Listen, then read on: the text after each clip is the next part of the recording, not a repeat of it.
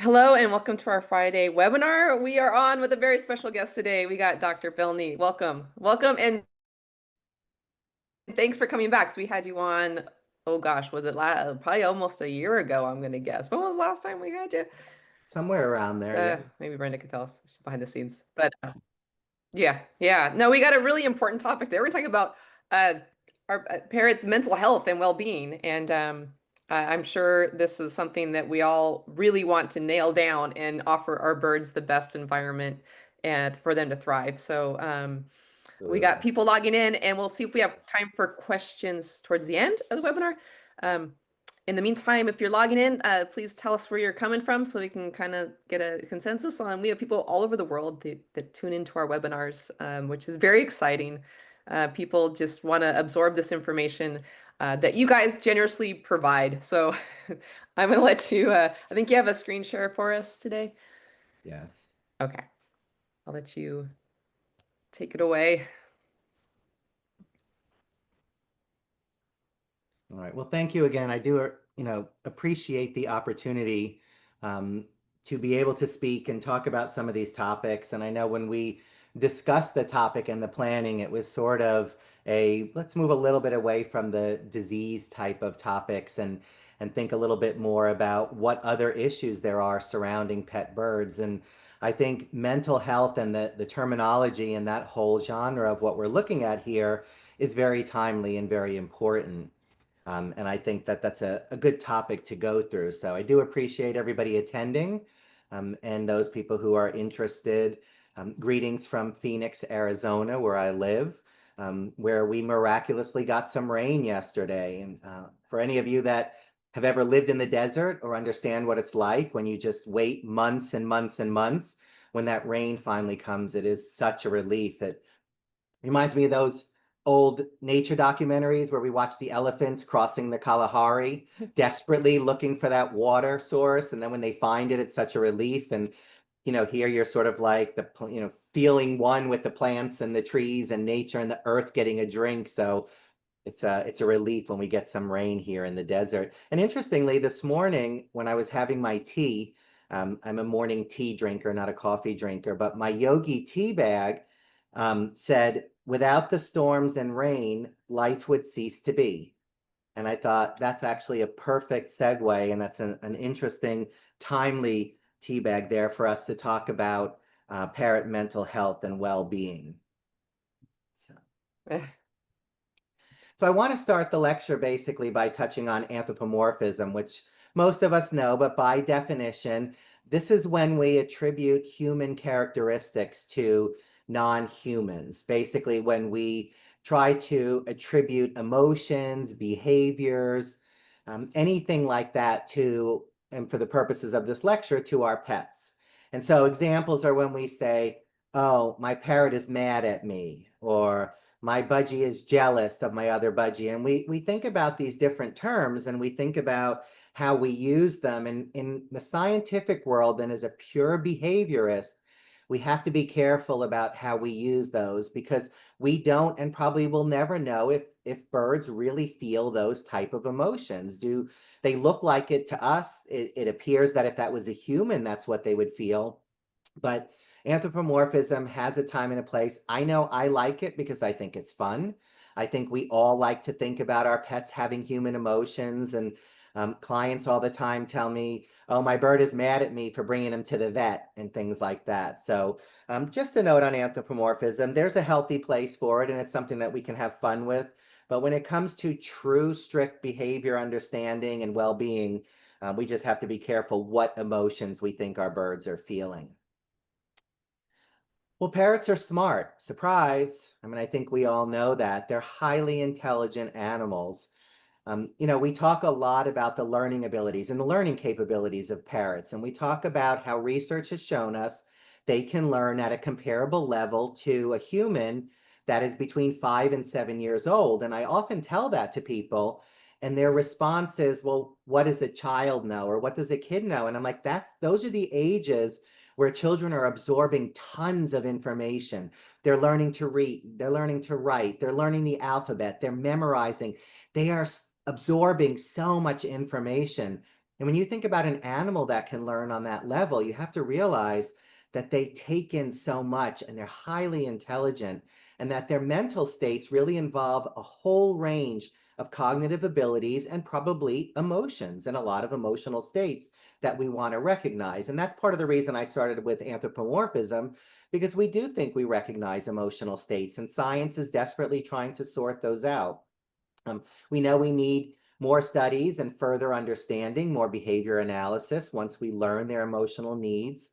But we have to always remember that Psittacine birds do not have an extensive history of domestication.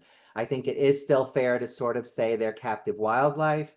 They're one or two generations from the wild. And even though a lot of people think, oh, my bird came from a breeder in Ohio, that doesn't necessarily mean the same thing as when we think of domestication over thousands and thousands of years. So it's important to remember that, because that comes into play with everything we deal with our birds. Wild type behaviors, wild drives, a lot of those natural instincts for the things that a wild bird wants to do. We should accept that our pet birds want to do those as well. And when we stand in the way of those, that's when problems develop. Again, they're emotional, they are smart, and well-being in pet birds is affected by a lot of challenges. Certainly, many species have the capacity to live a long time, which again is going to mean that caregivers have to commit to a long time and a long healthcare commitment. The birds are remaining reproductively intact. I think, we've often joked about this as avian veterinarians. If routine spay and neuter of pet birds were something we could do to all baby birds, I think we change the scope of pet birds, because reproductive diseases, reproductive behaviors, reproductive problems that are natural and normal for these animals often don't work with us as pet owners. And so them remaining reproductively intact does lead to certain problems, especially those of you that have had birds and carried them through puberty or through these hormonal stages. We know that that's definitely an issue. And we know that there are numerous scientific studies that have documented the intelligence of pet birds.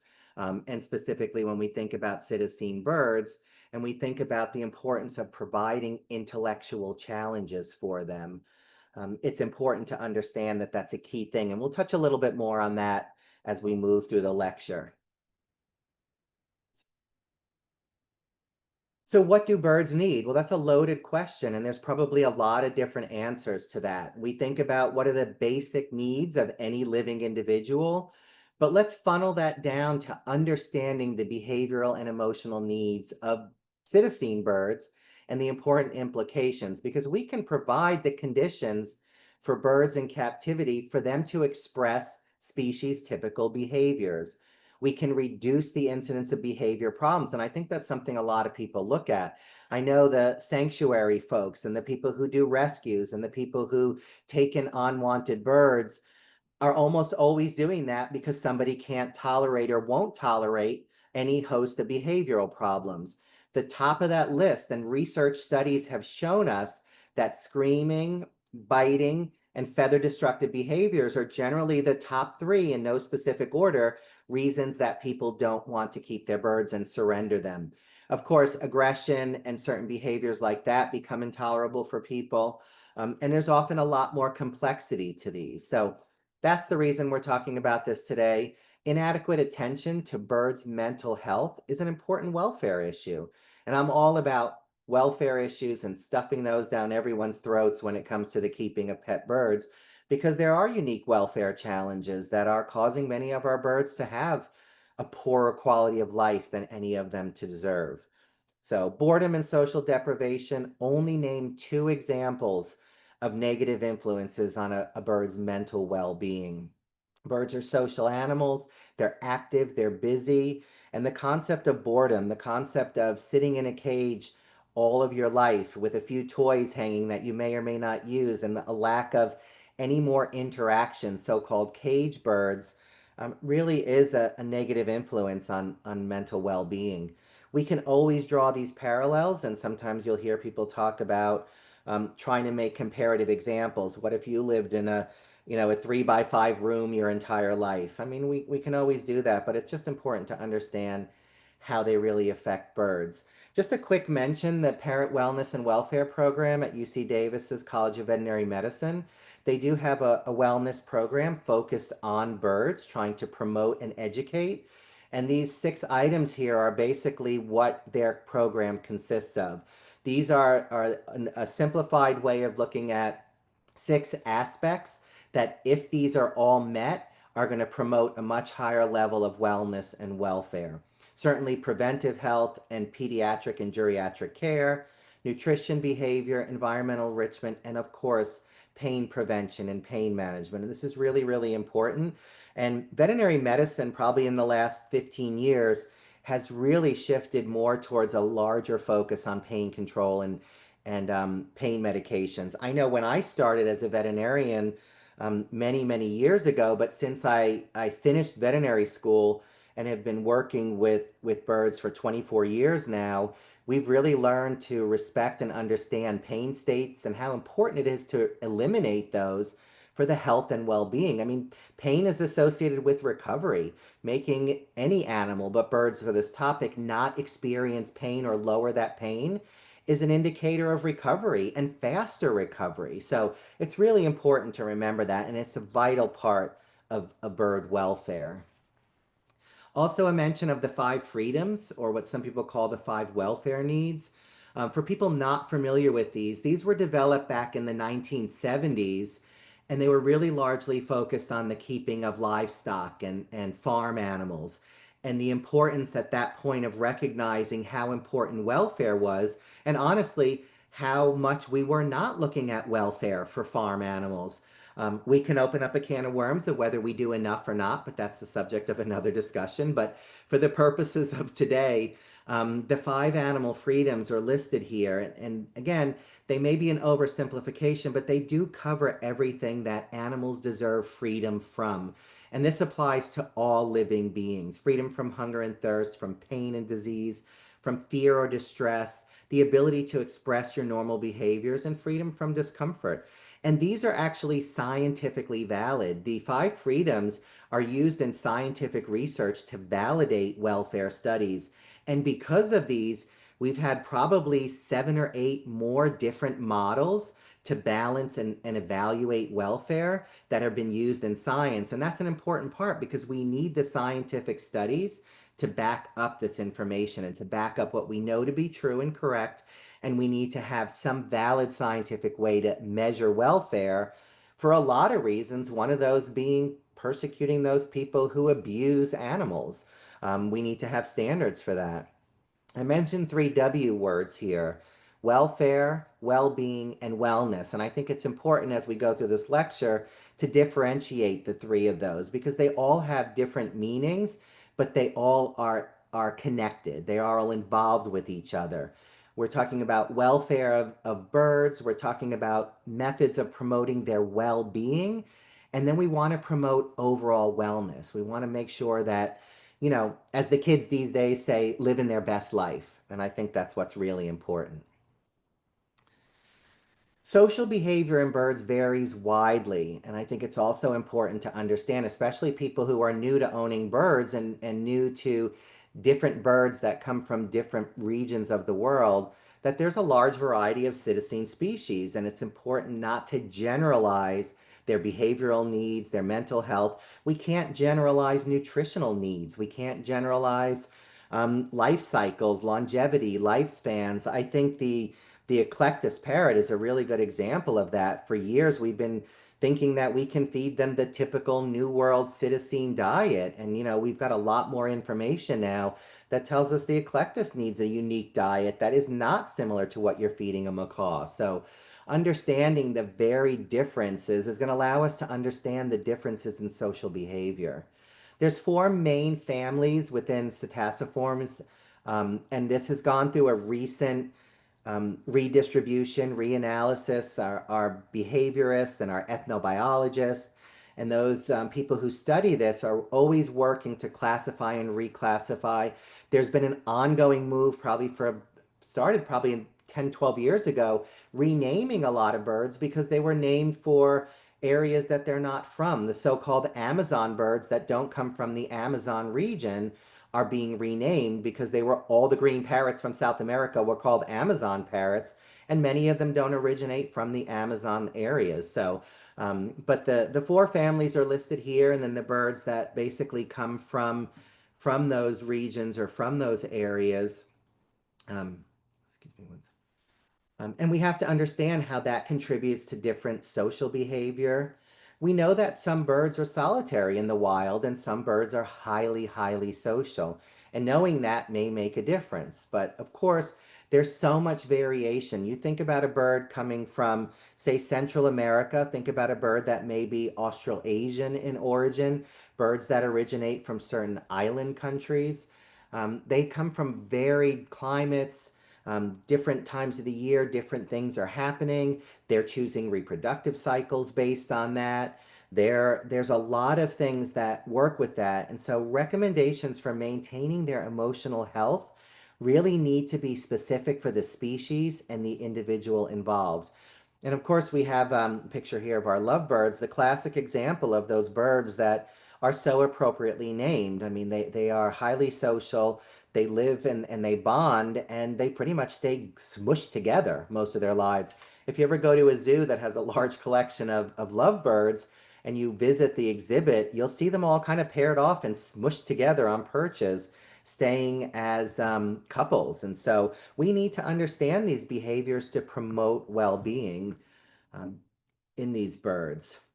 So when we think about experiences, and this is again another hot topic, we have to recognize that they're positive and negative, and no life is perfect and positive and without negative experiences throughout.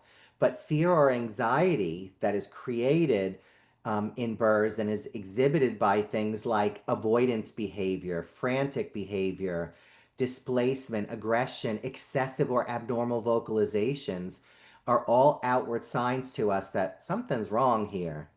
Anxiety can also suppress normal behaviors, and that's another area where we have to be careful because these birds then have lack of what would be the normal behaviors they would exhibit that are coming out of fear states. So we know that people report certain fearful behaviors with no known reason. And we know, and I have experienced this personally, those birds that for some reason decide that they suddenly don't like us. I mean, that something has changed and we don't know what it is or what's happened. Classic examples, people have the bird that, they might say, oh, it doesn't like me, but it likes my husband or wife, or doesn't like this person or that person. And there's complex reasons why that happens. But sometimes some of these behaviors come out of no known understanding. But the fears can also develop from classic conditioning, in which the bird associates an owner with an adverse event. And sometimes we don't even know what we did, but it results in some behavioral change in that bird because something happened. So called, what I often say, is I don't know what happened in bird brain. We don't know what they were thinking or what they experienced at that point, but it certainly has resulted in a pretty obvious behavior change. When we think about social interaction in birds, the importance of providing that companionship has to be considered.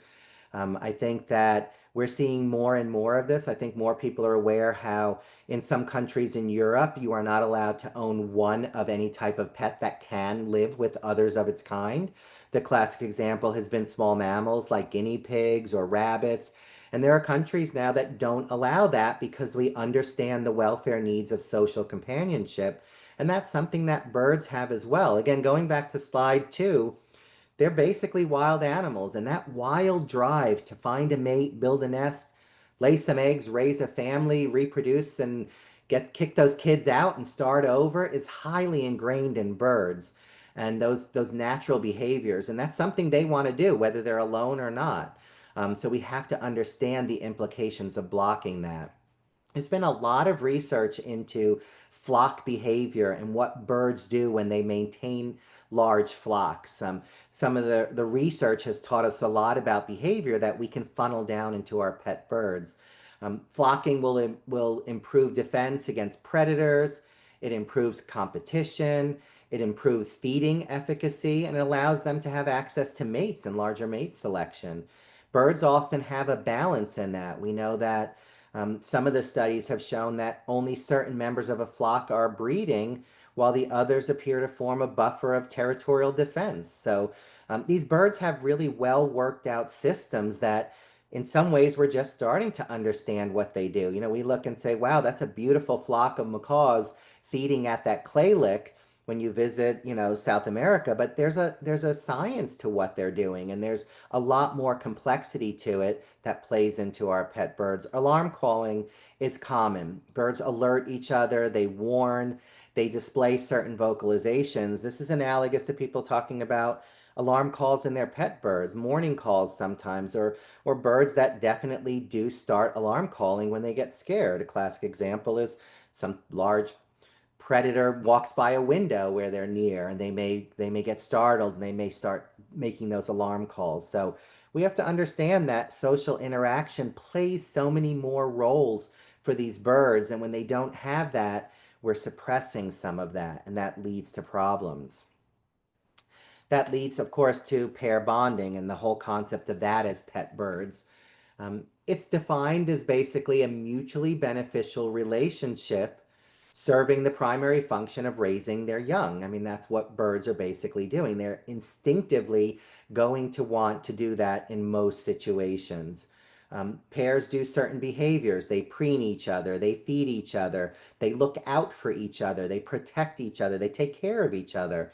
And so those are important considerations as well. Allopreening has been cited as the most important behavior for maintaining a social bond. So these birds preening each other, taking care of feathers in regions they can't reach, preening inanimate objects sometimes, which when they're not with a mate. So allopreening is the most important behavior, and it's something that birds can only do when they have something to preen. Close spatial associations often indicate a bond, like I talked about lovebirds, always staying together, sitting together, smushed up against each other. But in captive environments, birds don't always have the opportunity to form those bonds. They're not raised in environments where they grow up with other birds. They're not around other birds where they can mate select on their own like they would in the wild when certain cues are there. So captive environments ideally should provide opportunities for the expression of these behaviors and the maintenance of healthy relationships with humans or other birds. And I do put humans on there because there are plenty of single bird households and people who own one bird, and that's the most they can do. Um, no one's saying that you're bad or evil or wrong if you don't have other birds. We're just talking about the implications and understanding that. But the ability to express those healthy behaviors.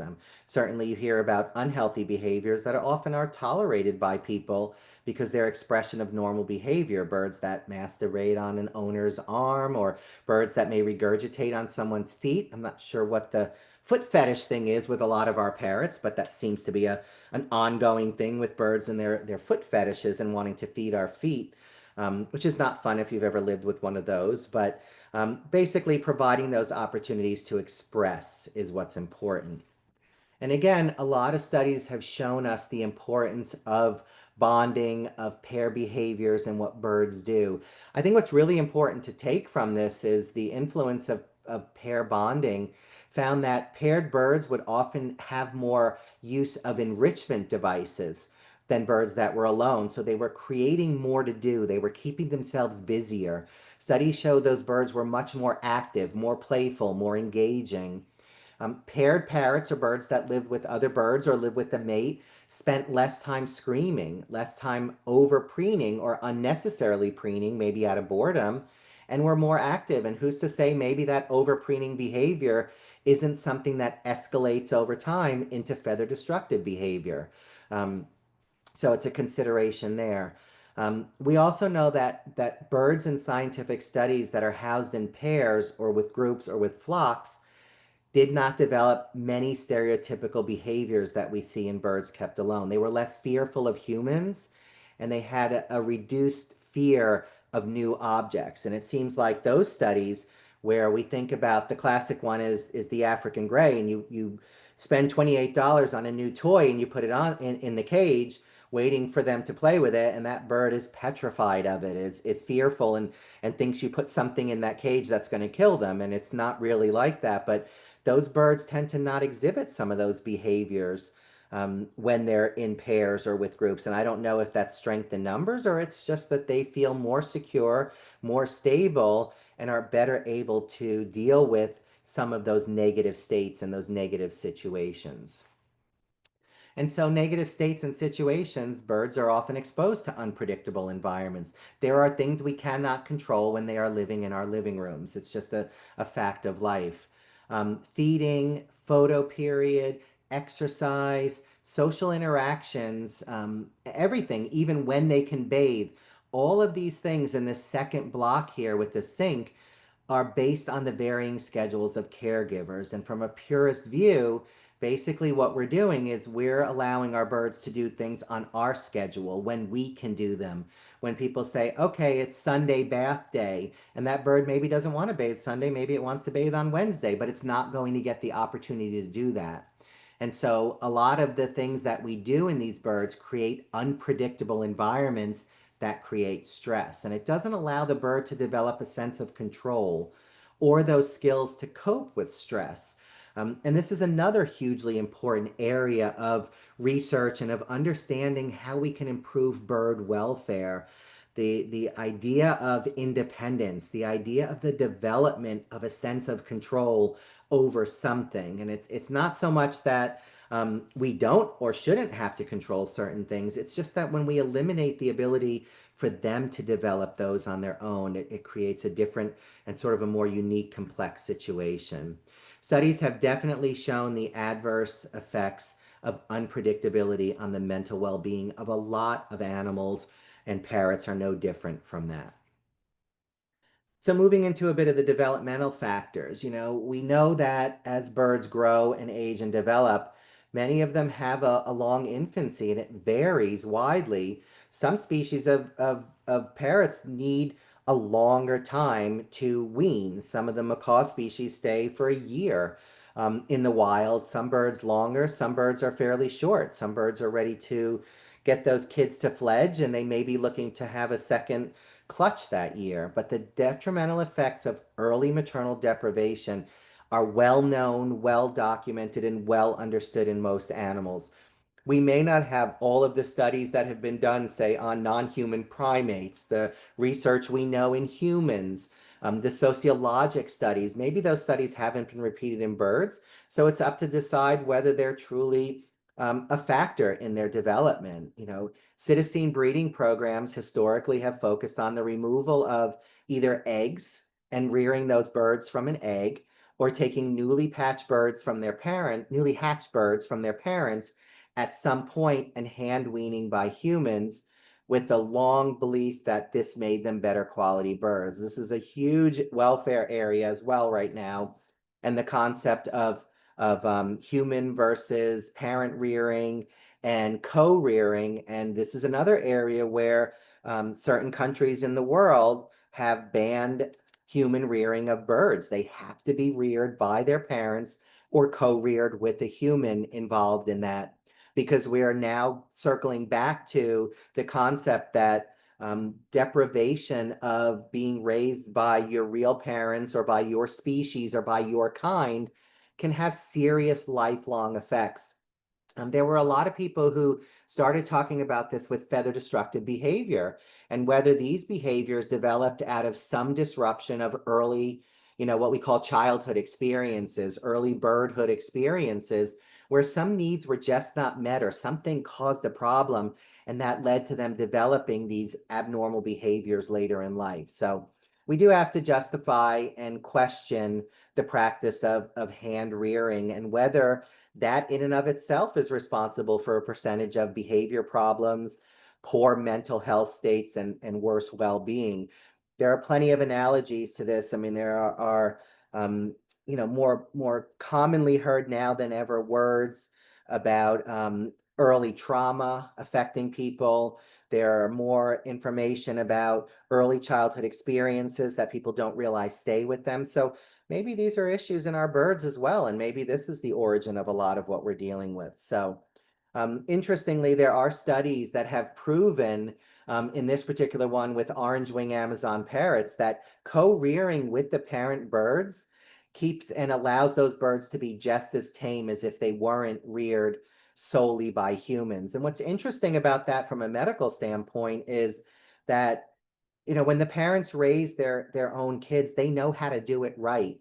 We remove so many issues with feeding them the amounts they need, feeding them the right time, crop burns, issues with the human side of raising and feeding these birds. The parents just seem to know how to do it, and they do it right.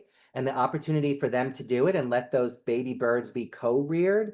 And again, as this study showed, that even with minimal human handling, but exposure to humans, those birds were just as tame. So what we don't know is, what are those sensitive periods for socialization? We understand imprinting ages. We understand that some birds definitely do imprint on humans, and then suddenly that's who they recognize as mommy. And that's what they think they're supposed to then eventually develop a loving relationship with. And that's the goal in life. But environmental enrichment in all of these situations compensates the negative effects of postnatal maternal separation. I'm reading this now, and it makes me think of, I don't know if any of you have ever seen this, but this is fairly heart-wrenching video of a cow who, when the farm takes her calf away and is sending it off, she jumps the fence and she runs down the road, and she's chasing after this trailer full of calves. And it's extremely emotional. It's really sad. And you think about the separation of young from their parents, and we think about, is there an issue there? The caption there is, cows don't produce milk because they're cows. They produce milk because they're mothers. And, we have to think about, is there some detriment to taking these birds away from their parents? And they spend a long time, and birds are doting parents. I mean, birds want to raise their kids and fledge them. They are committed. They will fight a gorilla if they have to protect their young and protect their nest. And so they're very vigilant parents. And when we think about that as a wild natural behavior, we have to think about, potentially, are we screwing with that whole area of development? And is that a cause for issues?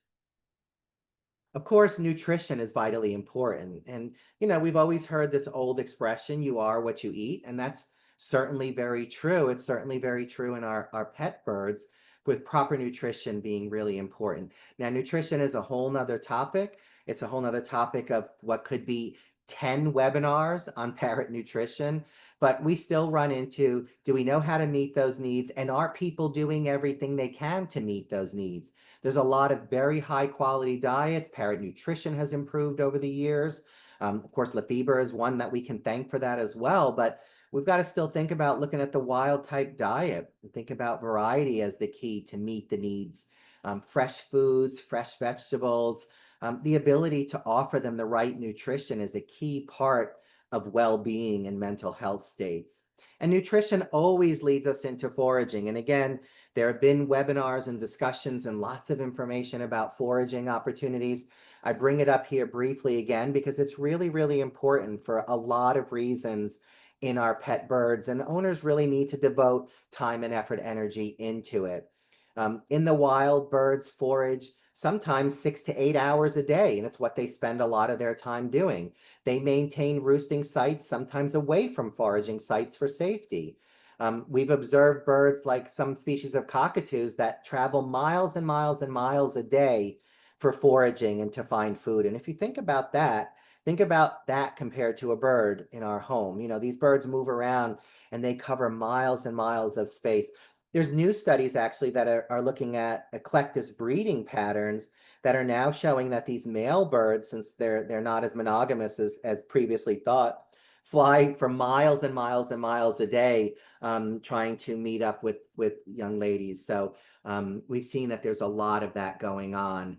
Birds are often fed on a free choice feeding schedule. And one of the things that foraging and some of the new behavior studies is that the right way to feed birds? Should they just have a big giant bowl of food filled all day, every day? Or do we have to think about meal feeding? Do we have to think about limiting? Do we have to think about how many is appropriate and how many is meeting your nutritional needs? Where somebody says, oh, I just put, a cup of Nutriberries, and it's sort of like, well, maybe 5 meets their nutritional needs and as part of a balanced diet might be more appropriate. But Again, the topic here being foraging opportunities. Opportunities to forage have shown to reduce feather picking behavior in Amazon parrots. When these birds can do something else, when we give them a job, they're less likely to do some of the other negative things. And unfortunately, sometimes these messages get to people too late. We're counseling somebody with birds with a host of behavior problems,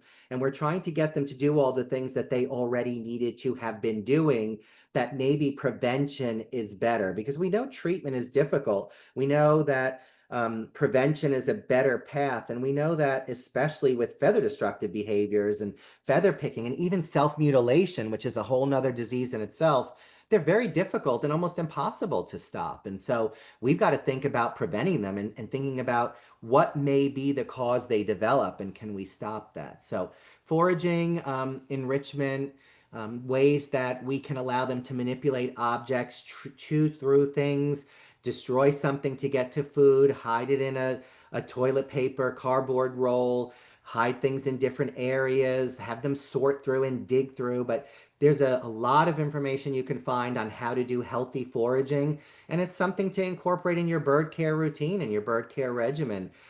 Filling up a bowl of food and handing them snacks, and giving them that pizza crust and that bagel and those peanuts. And of course, those are all things that we probably should be rethinking if they should be eating, or only in moderation, although I don't ever recommend peanuts. But just the same, foraging and healthy snacks and healthy treats really needs to be an important part of care.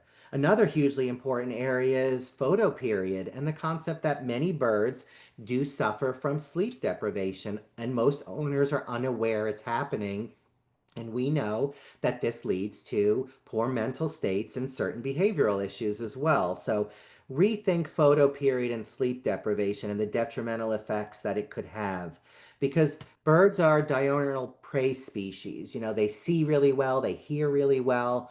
And we have a challenge to try to make sure we provide enough uninterrupted rest.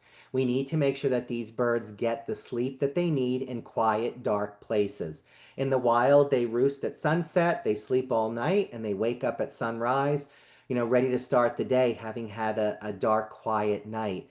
When their cage is next to a TV and somebody's up watching TV till 2 in the morning, when there is noise, when there's distraction, when there's anything, they're not getting undisturbed sleep. And this is something that could lead to a whole host of behavioral issues.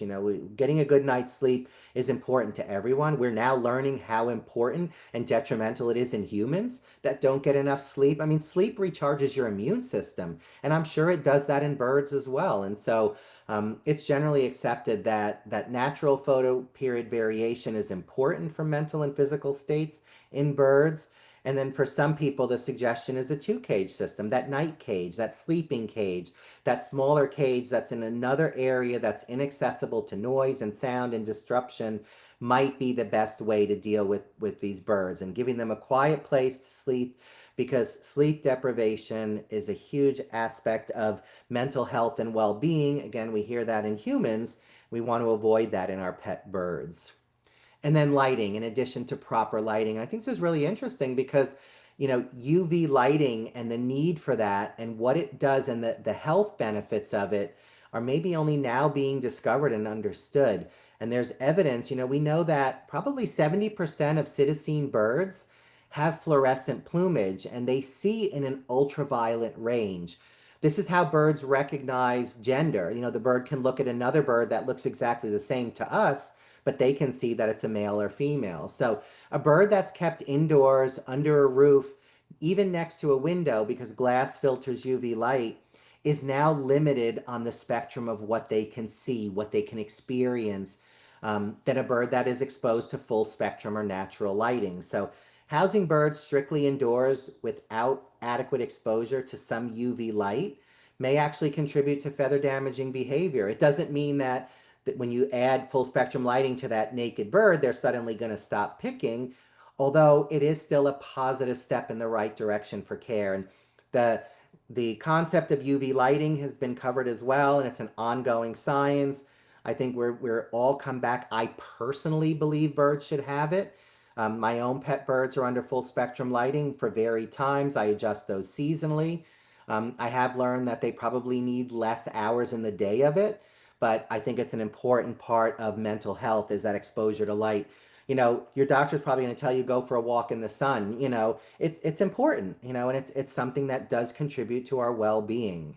So, consequences of poor mental health, again, emotional suffering, something we hope our pets are never doing. We hope these birds don't experience. We all know there are birds that do. Quality of life, these are issues that are evidenced by the plethora of behavior problems. These are evidenced by sanctuaries and shelters and the number of people who can't keep their pet birds. The list here of behaviors, there have been scientific publications as well looking at what are the most common behavior problems. I alluded to them in the beginning, but certainly screaming, biting, and feather destructive behavior are issues that come up. Misdirected sexual behaviors, phobias and fears, especially in certain types of birds, and then self-mutilation, which is in and of itself a bizarre form of imbalance when an animal is willing to open its own skin and potentially even tear its own muscle. Is a pretty serious outward manifestation of something. Now, there may be medical reasons for a lot of it, but we're talking about behavior here. I'm not going to spend a lot of time on this one slide because it fits in with the topic of this, but again, feather picking, feather destructive behavior, these type of behaviors. Actually preparing this lecture, I learned this word for the first time, teratillomania, which I guess is a scientific fancy way of saying feather picking, behavioral feather picking, analogous to people who pull their hair or other animals that may pull out fur. But it is and does remain a really common behavior problem.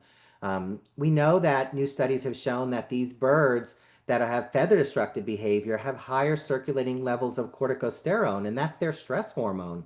So that tells us they're under stress. Now, are they under stress from picking, or why did they develop the picking? And again, we've got two causes for it. If it's medical, that's one thing. If it's behavioral, that's a whole nother issue. And of course, if we can identify and diagnose those medical reasons, we can direct treatment towards those. That will improve overall mental well-being. So definitely feather picking is interpreted as a coping strategy. It's believed to be maybe brought on by some classic things many of us have thrown around for a long time: loneliness, boredom, inappropriate social interaction, environmental factors.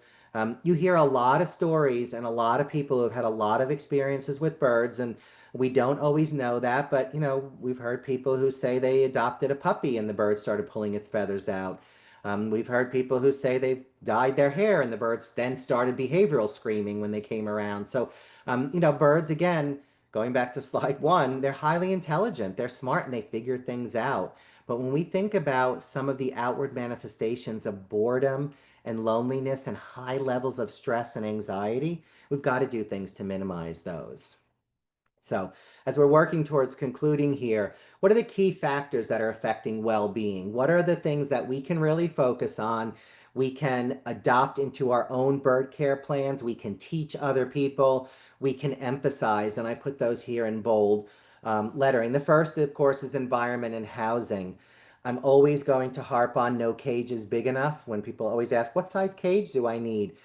It's hard to say that. If no cage is big enough, the second best answer is the biggest you can afford.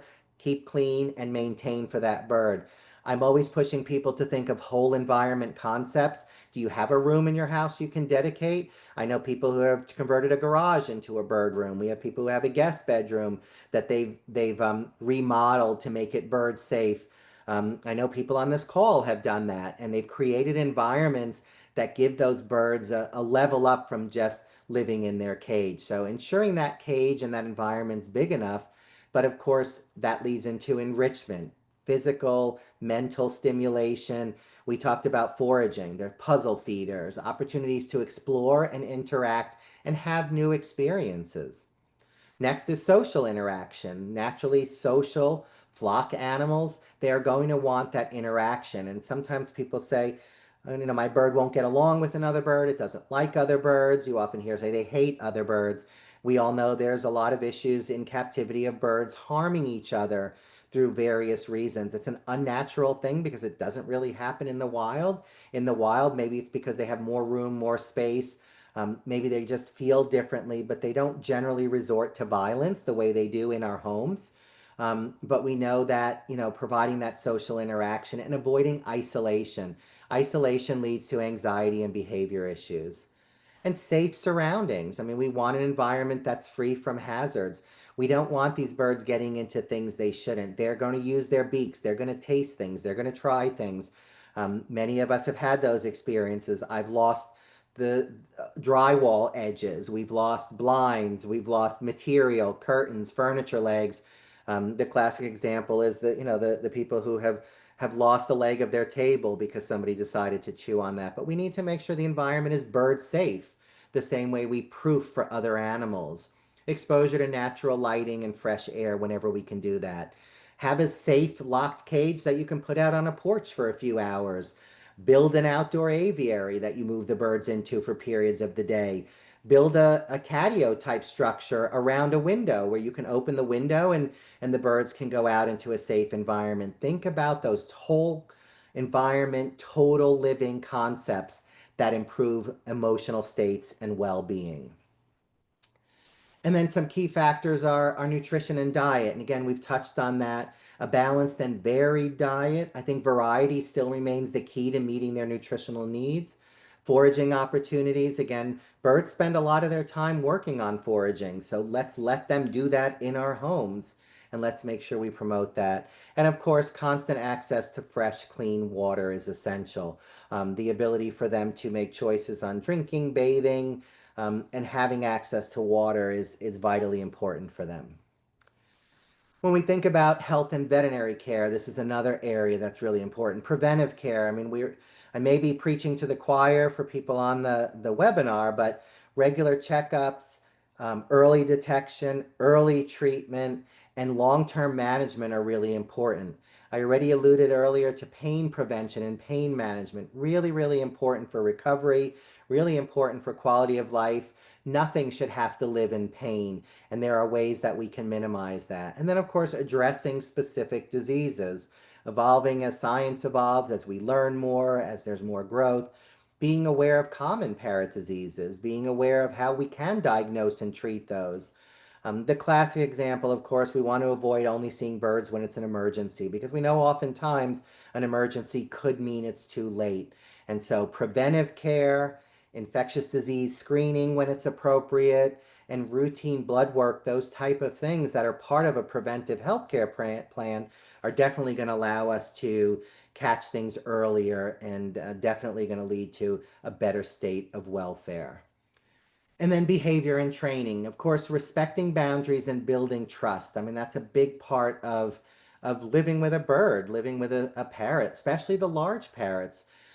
We all have boundaries, and understanding their behavior, as crazy as it may seem, and interacting in positive and respectful manners. Now, that sounds really anthropomorphic, but I think it's really important, and I will continue to use those phrases because there should be mutual respect and in a positive, respectful manner to avoid stress, avoid forced interactions, avoid unnatural punishment that's not going to work and is going to damage those birds. So behavioral modification, of course, is a big part of it. Addressing unwanted behaviors, thinking about positive reinforcement, training.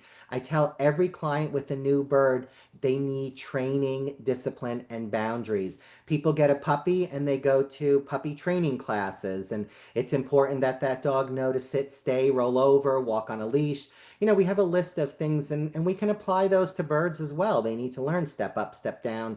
Cage time is okay. I mean, there's a lot that we need to work on with behavior and training, and all pets, birds included, are not exempt from needing that. It'll improve the human parrot bond. All of the things I've talked about today, I believe, will improve the human animal, human parrot, human pet bond. Providing choices and control, and this is a big one. And I'm nearing the end here because what we're talking about is allowing the parrot to make choices and have some control in its environment. And we know that is a key part of contributing to a sense of well-being. This image here of birds stuffed in water bottles that are being illegally trafficked in an attempt to try to ship them across the border and hope nobody notices them. is just a nod to a classic example of birds not having control, not being able to make decisions.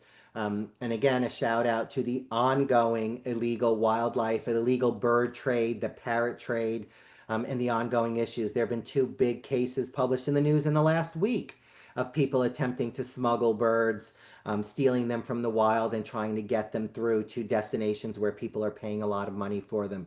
So the illegal parrot trade continues to be devastating, horrifically abusive, and is definitely the opposite of mental health and well-being. And lastly, owner knowledge and commitment. And this is for all of us. Understanding that birds' needs, because birds have different needs, different lifespans, different nutritional requirements, and understanding what they need promotes a better state of welfare. The lifelong commitment and the being prepared for that. People don't like when we say the truth, which is captivity shortens lifespan. We think about what a lifespan could be.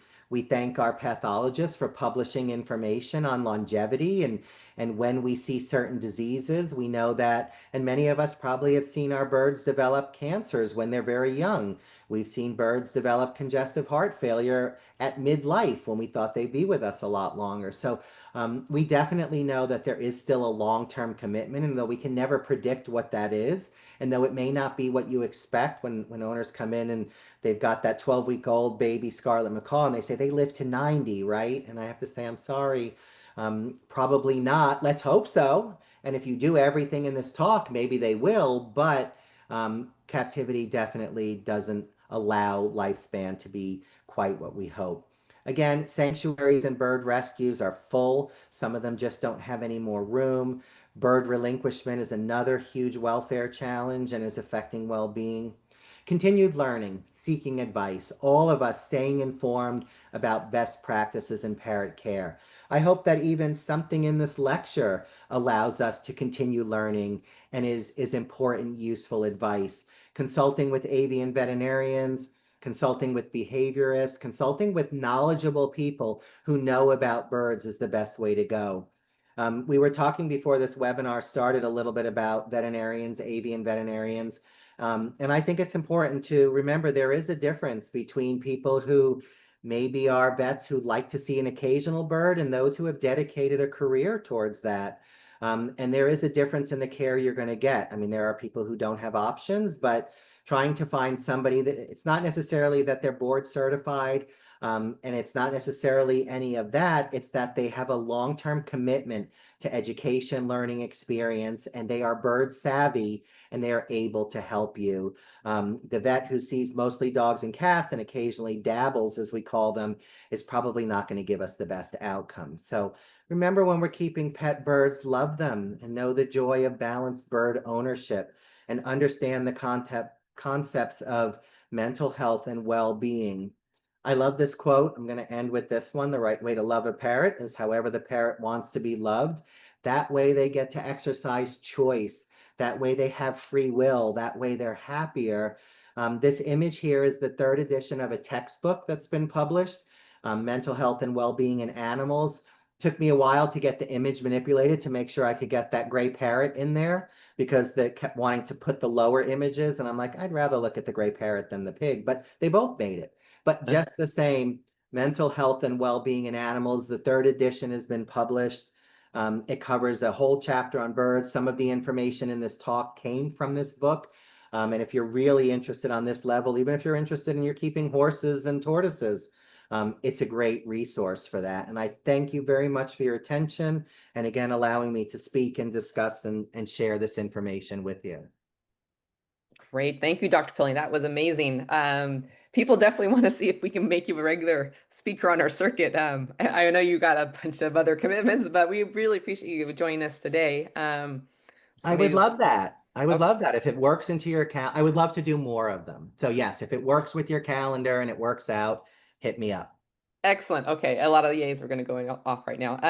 Let's see if we have time for a question. If you have a moment, if Brenda wants to send me one, if we have any. But you mentioned at the end of your slides that continued learning And I just want to remind people that these webinars are always, they're recorded, and we have so many experts that have generously given time to cover important topics to, that could be, a well of information if you go back and, want to watch some of our other webinars, including a re-recording of this one. It's just continued education, which is, like you said, nail in the button, important. Now, on that, let's get that huge shout out to last week's 200th webinar. Yes. We should have mentioned that should be the start of every webinar for the next few months. But, it's a milestone, and it's all about education. And it's all about collectively people coming together who care. And that's becoming a rare thing. I think we're seeing a crazy, confused world we're living in right now. And people still coming together because they care and they care about birds is really important. So. Oh, yeah. I mean, you joined us last Friday too for that celebration, and that's also a reminder that you really got to know your sources, right? So there's a lot of information online, but you got to find the right information, Yeah. and these webinars kind of channel that like direction, correct? Like on the information you're getting. So, um, we have a question for you about eclectus. You mentioned eclectus diets earlier, so do you have a reference for eclectus diets? Like where they could find, fine Yeah, tune. and a little plug for this too. Rob Marshall's a veterinarian in Australia who has devoted a lot of his professional career. And I think, am I mistaken, was he a guest with Susan Oro's on a webinar at one point? Or I know there was recently, oh no, he hosted one and Susan Oro's was his guest. Okay, yeah, he was a webinar, but he has a new textbook that has just been published on the Eclectus parrot, and it goes over everything that's unique and special about those birds, with a lot of information on diet. If you go to his website, Rob Marshall's Eclectus information, there's quite a bit there. That's a good starting point. There's a couple of good breeders who have shared their information about how they feed these birds as well. And there's some good information online about what's unique and how we really need to have modified our typical parrot diet to meet their nutritional needs. So I would start with that information. Okay. Someone said, Dr. Pilny, do you know if our birds feel fear or panic of other pets like dogs? Like are other pets potentially stressing our birds out? Yes and no. I mean, the honest answer to that question is it may be a stressor for them. And I have heard people say that they have not gotten used to them. I will also say there are a lot of people that have birds living in multi-pet homes that do just fine. We've also seen those birds that have bonded with furred animals as well. Social media, whether it's good or not, has sometimes shown us where, we've seen that kitten cuddling that budgie and supposedly they're best friends, and that creates fear for some people. And accidents do happen and can happen. We certainly have seen those birds that, oh, my dog has always gotten along with my cockatoo, and then suddenly something went wrong, and now they're in the ER with the bird. So the answer is yes, there are probably some birds who may be fearful of them. There may be some birds who are harassed or feel threatened by them, but there are a lot of birds who should be able to and can live in our home with us and with other animals, and it should probably minimize over time or shouldn't be an ongoing issue, but it depends on the individual. Okay. Okay. And okay, so I think it's an Indian ringneck preens quite a bit. Always thought that this was because he was feeling uncomfortable, or I'm sorry, that he was feeling comfortable, safe, and at peace. But Yeah. now they're concerned, when does preening become over preening? Is barbering in the same category as plucking, like a non-medical? So, Yes, I mean, barbering and overworking and basically damaging or destroying those feathers is in that same family of feather destructive behaviors, whether they are removing parts of the feather, whether they chew only certain feathers on their body, whether they overpreen so their feathers are always looking tattered and ruffled and chewed. Many birds have that habit of stripping their primary flight feathers down to the just sort of that central vein in them. So they're all under that same guise of barbering, chewing. Over preening in and of itself is a bit of a gray zone. If they're spending all day doing it, it's too much. If they are crossing the line and damaging their feathers, doing anything wrong like that, then it's too much. It's going to be very subjective. It's not going to be easy to say, well, My bird looks healthy. That's rule number one. Are their feathers healthy? Do they molt properly throughout the year? Do they have good integrity? Are they bathing often enough? If they're doing all of those things and they look healthy and their feathers and their feather coating looks normal, then they're probably not over preening. If they're crossing the line, if they're doing it too much, if they spend all day and are not interested in doing anything else, then it's probably bordering on a behavioral issue. Okay. Okay. And question. So you mentioned in your slide earlier about giving our birds choices, offering them choices. What would be like some examples of giving them choices? Well, I think the classic one has been what was alluded to in that slide in one of those boxes where we're pointing out how birds, as our pets, as all of our animals, are subject to our lives and lifestyles. This is the classic example has been, walking the dog. I mean, you're going to walk them before work and then they don't get to go out again until you get home. Well, maybe they need to pee at 2 o'clock, but they don't get to go outside. So you know, could you put a dog door in? Could you, and I know I'm using a dog example, could you have a neighbor take them? Could you pay for a pet service to come and walk them? That type of thing. But when we think about birds, think about what are the things they do in a day, a week, a month that we think are things they could have a choice on. And like was mentioned there, one example like bathing, give them a choice to bathe every day. Let them decide if that's something they want to do. It's not just only when you remember, or like a lot of birds don't bathe enough, as much as they should. Many birds are bathing every few weeks, every month. I have people say that my bird never takes a bath. And that's a kind of an unnatural thing. So providing ways for them to decide um, different things. There are some birds who put themselves to sleep at night, and they just decide that at a certain point they go in their cage and it's bedtime. A lot of birds do that and will develop that as a healthy adaptive behavior. But that might coincide with getting home from work and suddenly it's like, I want playtime now. I'm going over and I want the bird to come out and hang out with me for 2 hours. And that bird's like, I was done. We need to switch it. So really it's anything that goes with a captive lifestyle and it goes with our lifestyle. And can we find a way to give more variation of that? It's being less restrictive and it's more making decisions based on the type of things they do and not having things in any kind of regimented pattern. And I alluded to this people who say, oh, I give my birds a bath every Sunday. And that's why I say, well, maybe they want a bath on Thursday and Friday too, but they don't have that option. So create options for them to do more. Create options for variety and foraging. Let them work every day. Don't just decide, oh, the weekend's here, I'm going to give my bird a foraging toy to play with. That's something they need all the time. Provide them with the option to have those experiences as often as you can. Excellent. Okay. Thank you for that. That's inspiring. And good explanation of offering choice. Um, gosh, I think we're at it. I think we're out of time. I know we had a few questions. Maybe we can revisit. Let's see if you send a question in the Q&A chat, we'll have your email. We can get you an answer.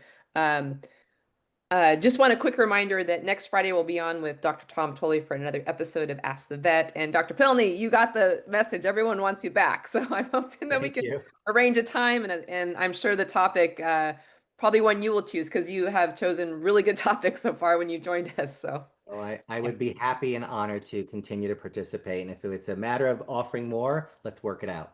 excellent. As you said, we should constantly be yearning for learning with our birds. So there we go. We got a spot to come to do that. So Perfect. excellent. So yeah, so many shout outs to you. Just it's like roll credits here. It's like thank you, thank you, thank you. It's Thank you. I'm glad to hear that. Again, I know for me too, especially even when I go to conferences and lectures and I attend webinars as well. I attended a webinar yesterday from Miami on reproductive disease in pet birds. I'm looking for those pearls of wisdom. I'm looking for those couple of things that I can pull out of it. And what are the things I can add to my arsenal of things that maybe I can now start telling bird owners and now I can start sharing. So yeah, I hope that these provide some of that for people, and I appreciate the opportunity. And everyone, take care. great. All right. On that note, guys, I'm gonna wish everyone a wonderful weekend. All the best to your flock. Take care. Until next time. Bye. Bye bye.